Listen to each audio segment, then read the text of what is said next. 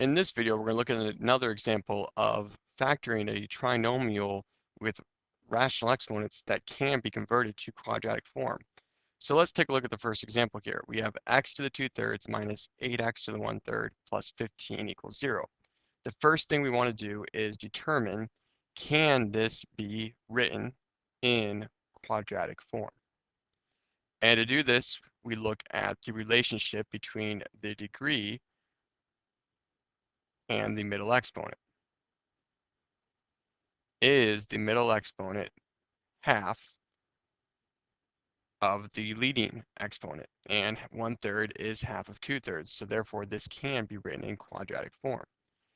So to write it in quadratic form, remember what we want to do is rewrite it as a quadratic that is nice, ones without rational exponents. So instead of, x to the 2/3, I'm just going to use y squared, minus 8y plus 15, and I'm going to factor this.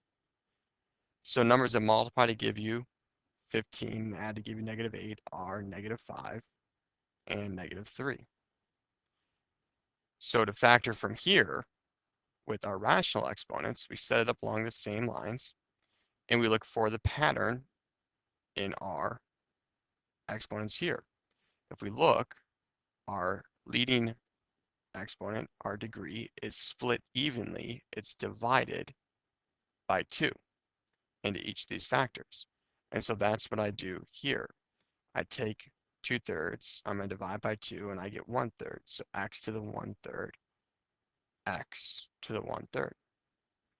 And I use the same factors I found here of -5 and -3. And so there's my factored expression.